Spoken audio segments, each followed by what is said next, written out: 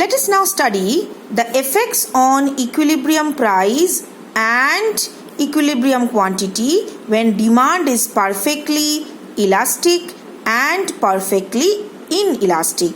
So these are the special cases where we are not taking normal demand curves, we are taking some abnormal demand curves, that is they are either perfectly elastic or inelastic.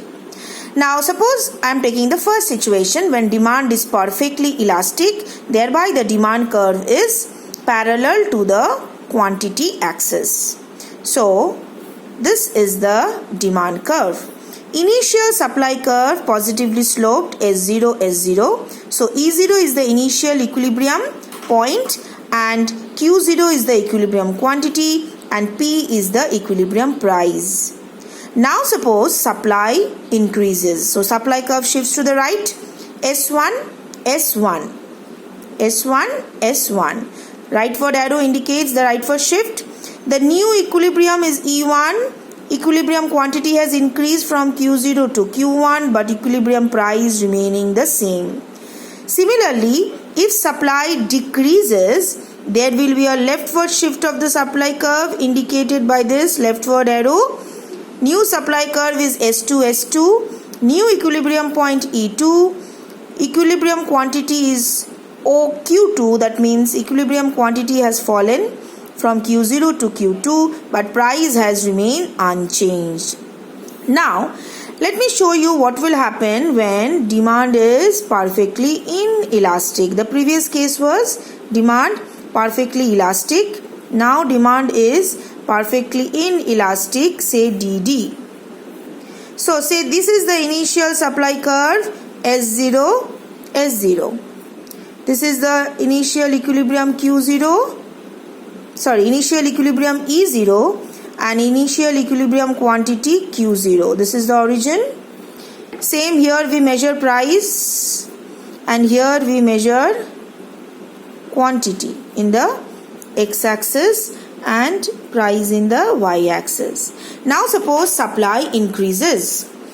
Say technology improves, supply increases, supply curve shifts to the right, say S1, S1. New equilibrium point is the point of intersection of the new supply curve and the old demand curve. So E1 is the new equilibrium. See, at E0 the equilibrium price was P0. And at E1 equilibrium price is P1.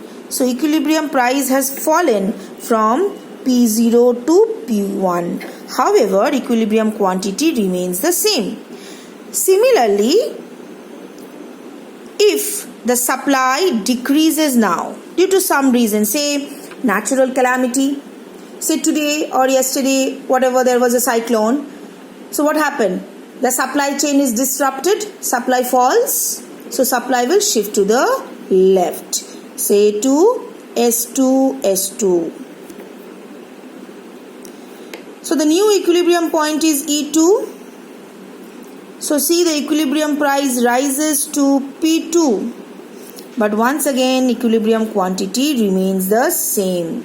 So we see when demand curve is perfectly inelastic, due to changes in supply, supply has increased once, supply has decreased once, but equilibrium price only changes, equilibrium quantity remains the same. With increase in supply, equilibrium price falls, and with decrease in supply, the equilibrium price rises. However, equilibrium quantity remains the same at Q0 because demand is perfectly inelastic.